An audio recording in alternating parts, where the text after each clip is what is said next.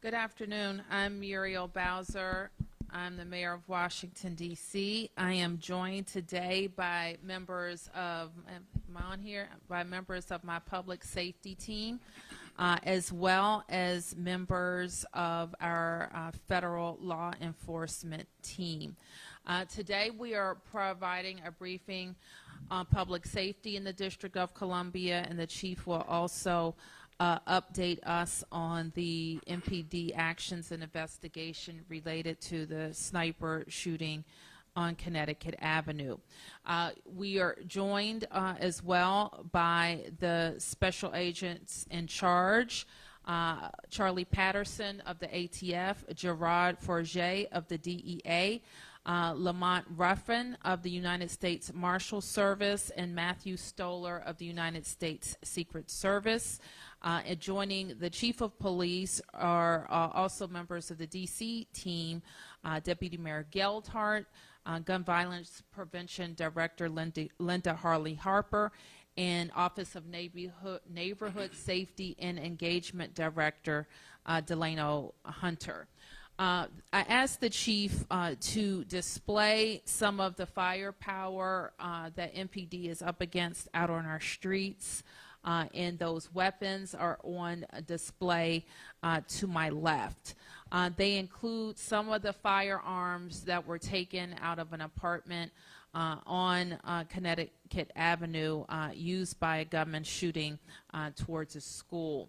Additionally, to my left are firearms, include firearms that were taken off the streets just this past weekend by members of the Metropolitan Police Department.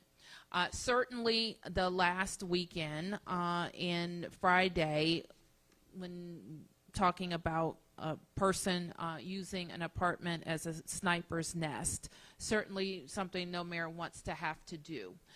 In the police department, however, and all the members of our government and our community know that we're very focused on ridding our city of illegal guns, in some cases legal guns that are purchased for only for destruction in our community.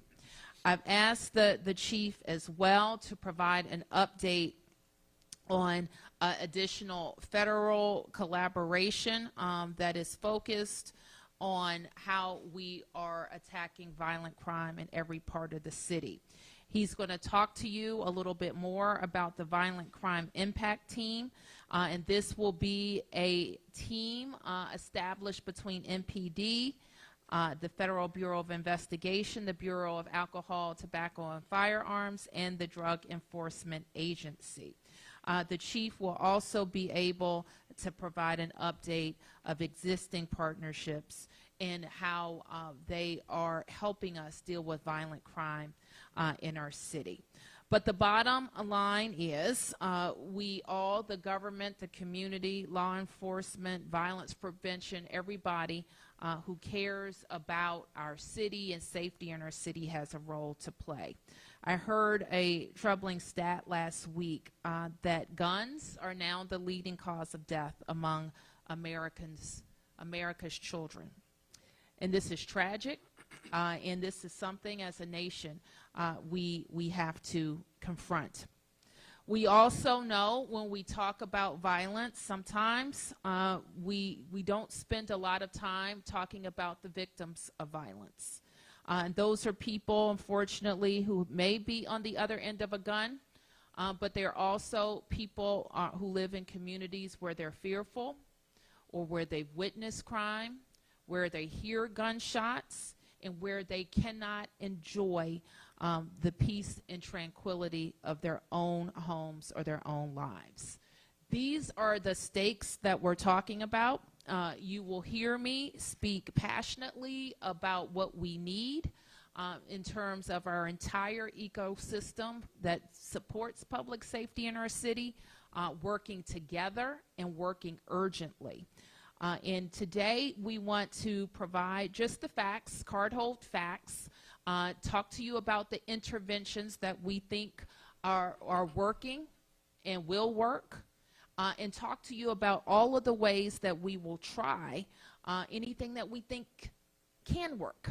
And that's what we're here to talk about today. So with that, I want Robert Conti, who is the Chief of Police for the Metropolitan Police Department, to talk about where we are.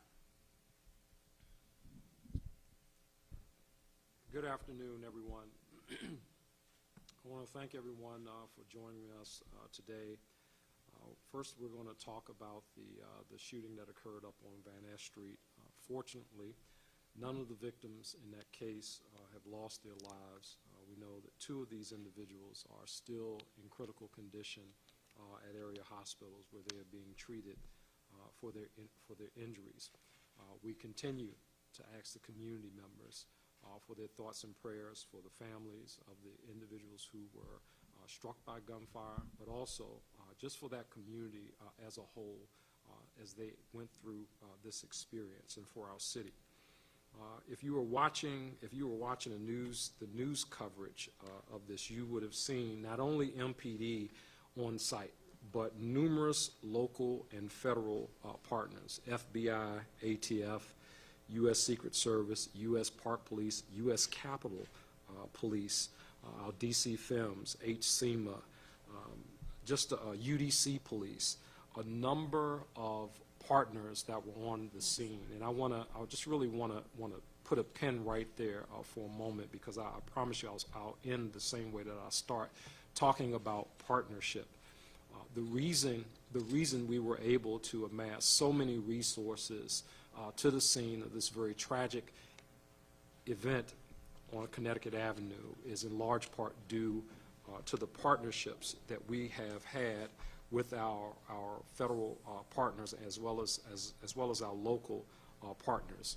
The intelligence sharing that took place also enabled us to quickly identify the shooter, now deceased Mr. Raymond Spencer, and prevent additional harm from coming to our community members.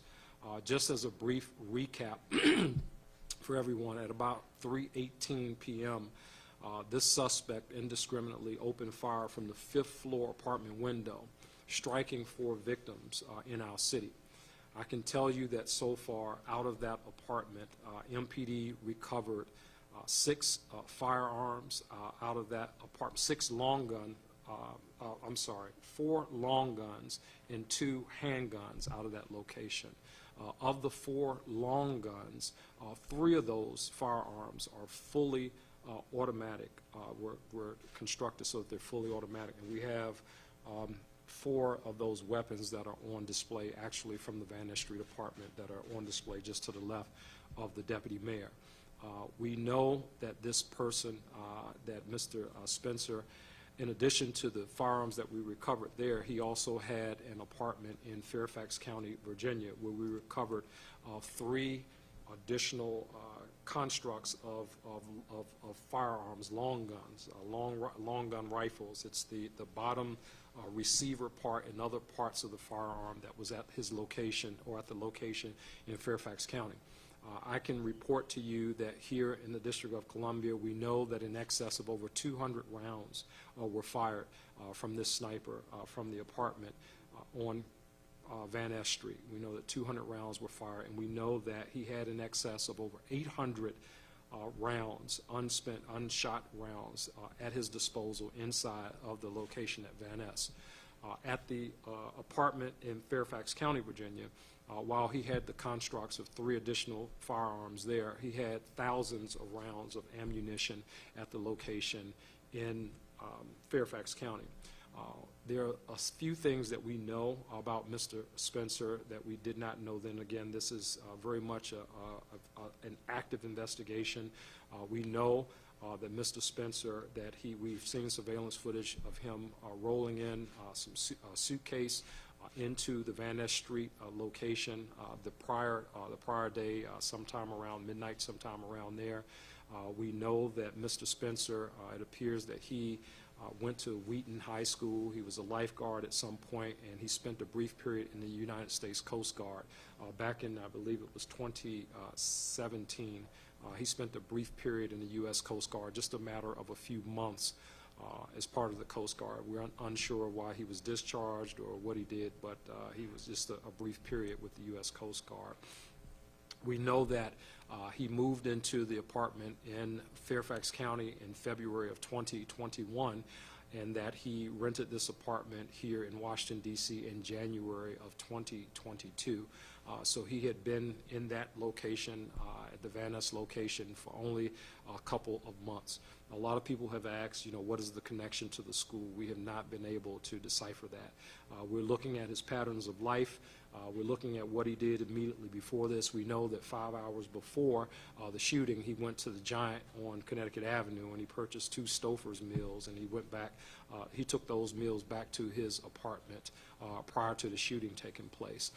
There is a lot of information that I'm sure will come to light, and at this point, we're really asking for any additional information that the public may be able to offer us. I'm going to put this number out here, 202-727-9099. If you were to call in with additional information about your interactions with Mr. Spencer over the course of the last year, 18 months, we would ask that you select option 4 when you call that number to call in a tip. We're really trying to understand why this happened. More importantly, we're trying to understand all the different facets of this investigation. Financially, how was he able to purchase these firearms and rent these 2 apartments, et cetera? So there are a lot of things that we need to know that we don't know right now. But I am certain, through collaboration with our community partners as well as with our federal partners, that we will no doubt get to the bottom of this. Again, I want to thank all of the members of the Metropolitan Police Department, all of the members of our federal agencies and local agencies who responded. This was not a one-agency show. The reason why we're able to talk about this now is because of the hard work of the police officers and all the other agencies that were involved in this. I should note that there was a person who was arrested, and I saw some media reports of an individual who was being arrested by members of the Metropolitan Police Department, and they were quite unsure of what that was. That individual was being evacuated out of the building, and police officers, Metropolitan police officers, had enough awareness about them to notice that this person had a satchel across his chest, and that person was armed with a firearm. He was a felon in possession, and those officers, in the midst of dealing with an active shooter scenario, were able to make an arrest of a person who was a felon in possession, who was actually in possession of a firearm during the course of all of this stuff that was happening with this with the active shooter there. So there's a lot of work that went into this, a lot of hard work, a lot of bravery from our officers. You certainly recognize that as these shots were going, this is an automatic fire. We had Metropolitan police officers and other officers running into danger, really not knowing exactly what they're running into. We know that on the 5th floor where this individual was, the apartment where he was, there was a camera set up in the hallway so that he could see approaching officers as they approached the apartment from where he was set up inside of his apartment, inside of the bathroom of the apartment. Again, I am very thankful that we did not lose lives that day. I am thankful that the men and women of law enforcement are safe, and I'm thankful that community members also stepped up to the plate and worked very closely with law enforcement officers to bring about the resolve to this situation.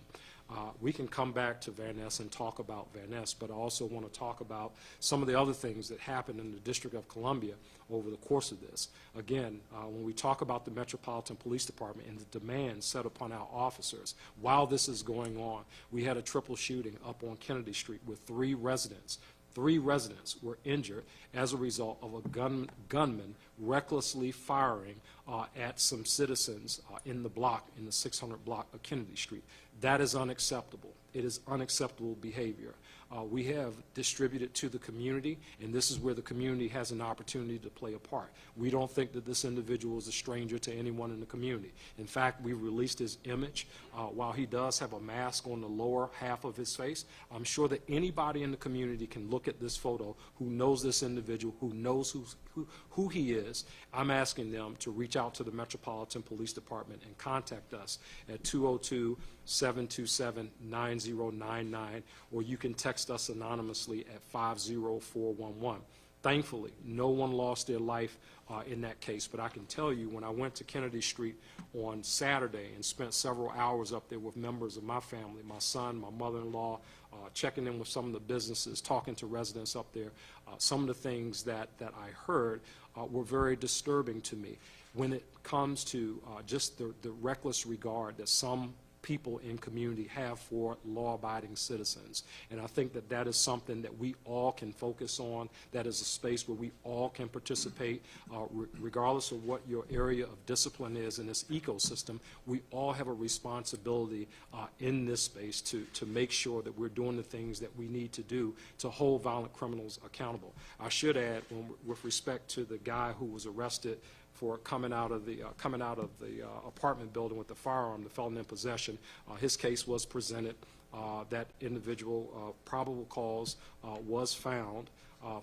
Probable cause was found that our officers made a good case, but unfortunately that individual has been already released back out in community. I think he went to the hospital or something, but those are the kind of things that we're talking about when I talk about accountability in community and making sure that we are all really focused on doing our part. Chief Conte is going to make sure that we're doing everything that we possibly can to take violent criminals off the street. In fact, this weekend alone, if you minus out the 6 guns that the sniper had, members of the Metropolitan Police Department recovered 40 illegal firearms in our city just this weekend. That number alone should make every person in this room cringe. 40 illegal firearms. And I assure you that this is as a result of hard work by officers going to get those firearms, because surely nobody just walked up and here are 40 firearms. These are encounters that our police officers had safely had, and there was an incident where we actually had to use a firearm this weekend where we encountered an armed individual who had shot another resident in the 800 block of Crittenden Street. But again, our officers showed up and they did their job on that particular day. Unfortunately, someone lost their life in that. But these are the dangers that our police officers are faced with as we try to tackle this issue of violent crime in our communities. It's about going out here. It's about being brave despite the things that we face, despite the shortages in staffing and all of those things that we talk about. These officers are out here every day, and they're trying to make sure it happens. They're trying to keep the citizens of the District of Columbia safe by making arrests and taking bad guys off the street. That's what we do. Next slide. So there are several other cases that happen, and I'm just going to highlight a few. And as I was, talking to members of my team over the weekend, some of you know I was away. I flew back to get back here just because of some of the issues that we were seeing. And I mean, I wish I could categorize this some other way, other than to just simply say that the level of ridiculousness that we are seeing in some of these instances. There was a man in a wheelchair shot in the 7,000 block of Blair Road. All this, again, is going on while MPD is dealing with the triple shooting, while MPD is also dealing with the sniper on Connecticut Avenue. We have a man shot in a wheelchair on Blair Road. It's reported to us that that man got into some type of argument with 3 young men, and some person decided that the responsible thing to do was to shoot a man in a wheelchair. That is unacceptable anywhere. And I don't know what program we have for that. I don't know what people are expecting to see for that, but people like that deserve to be in jail because they have demonstrated that they cannot function in community. They cannot abide by the community norms that everyone in this room expects to live by. And when we identify people like that, we have to hold those individuals accountable. And then what does accountability look like? I ask you that question. What does accountability look like to every person in this room and every person watching this? And are we truly seeing the accountability that we want? And if not, then why not? What does that look like? Who has responsibility for that? I decided a month or 2 months ago, you know what, at the end of the day, I'm going to be responsible for, and I'm going to make sure that I'm doing everything that MPD can do. I can't worry about other parties in this. So many other things. We had a homicide this weekend, 700 block of Morton Street Northwest. There was a birthday party where a resident or basement of a resident was rented out and rented out by the owner, and at some point 2 men got into a fight, and of course the only way to resolve that, a man stabbed and shot an individual to death at a party. Again, I don't know what program we have for that, but some people are not ready to be in community when they commit acts like this that make our communities unsafe. There was another shooting that occurred over on First Sterling Street. There was a guy who was there, a flagger, directing traffic, and traffic is backed up, and surely some people were upset about that. So, of course, a person on a rideshare bike comes up on the rideshare bike and shoots the flagger. Surely that makes sense. Or is that just another level of ridiculousness that we're talking about that we see in community? I'm sure there's a program for that. But again, you get back to how are we holding individuals accountable when they commit these types of violent acts in our community? We expect the police department to lock people up, and we do. And sometimes we lock them up more than one time. I am pleading with our communities, with our city as a whole, as we focus on this issue. This is serious business, and people are scared. And when people are scared, we have to take a different approach, a different look in terms of how we're doing the things that we do. Some of the violent crime that I want to talk about really quickly. We went back and we did a look at violent crime going back to 2014, looking up to 2022.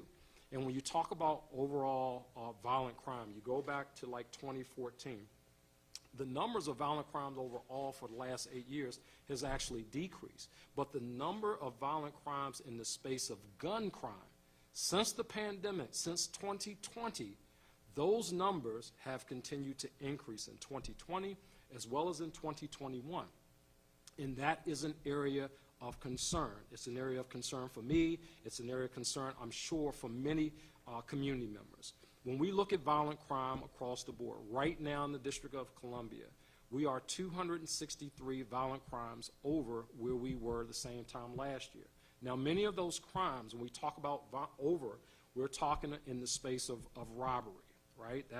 That accounts for the majority of those numbers that are over, because our homicide numbers, as of today, MPD is experiencing a 10% reduction as of today. We're at 53 homicides compared to 59 homicides. And while every person in this room has certainly heard me say before, one is one too many in any neighborhood. I don't care where it is. So whether we're talking about 53, 52, 51, those are people at the end of the day.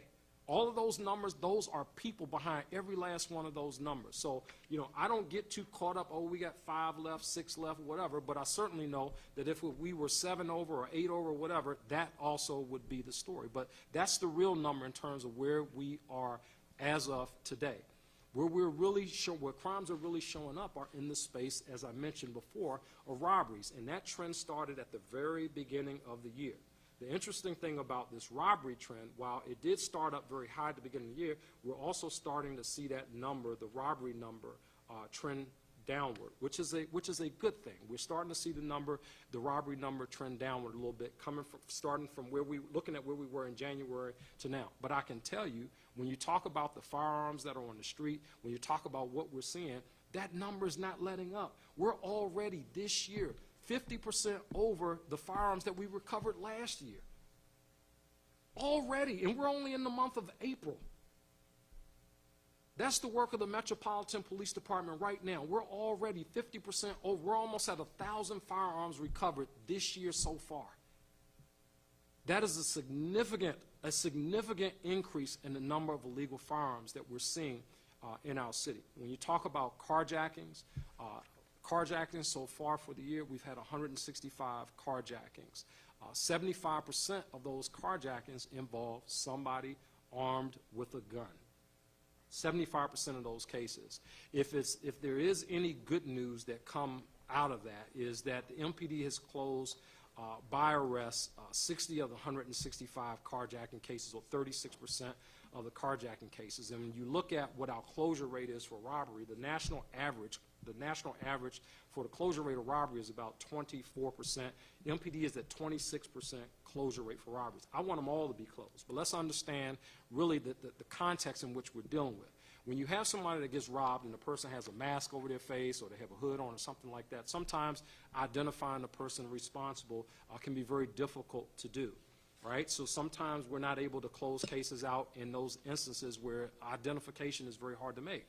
But when you see something like what happened the other day when we have a 13-year-old that gets charged with, multiple carjackings, multiple armed robberies, that when those kinds of things happen, I mean, he's only one of many other cases in that space where we've had a few individuals charged with committing a whole lot of crime. Very recently, we had two brothers, and that was a very high-profile case where these two brothers were responsible for committing several robberies of establishments in our city. One of the locations you might remember was at Busboy and Poets, where they went in with firearms and everything. These two brothers were arrested, but they also committed carjacking. So I just say in that space that there's a lot of work, a lot of investigative work that's gone into that 26% closure rate for robberies, but there's still a lot more work to be done. I want to update you really quickly on one of the initiatives that we kicked off that we feel it's paying dividends for us, and that's in the space of our homicide reduction partnership. So far, we announced that a few back in the early part of March. Actually in February leading into March, but overall there's been a 24% decrease in violent crime in the homicide reduction partnership areas, to include a 67% decrease in homicides. So we had 9 homicides in the HRP areas in 2021. In 2022, we're down to 3 homicides in those areas. 6D Sector 3 has had a 26% decrease. 7D Sector 3 has had a 21% decrease. So we are headed in the right direction in our homicide reduction partnership areas, but I want to focus on the word partnership just for a hot second, because what I've seen, and that's part of the reason why we're here today, to talk about partnership, the places that we have had the most success is when we are partnered with our law enforcement partners, partnered with community. In those spaces, we're able to do some incredible things. And when I think back to when we closed out the case involving Mellon and MLK, and when Nia Courtney was murdered, that was a partnership case that really, working with community members, working with our federal partners, that really helped us along the way. When I think about the serial homeless shooter very recently, that was a partnership case where we worked together and we did some great things. We got another great case that's coming up where we're looking at a lot of indictments that we'll be talking about in the very near future.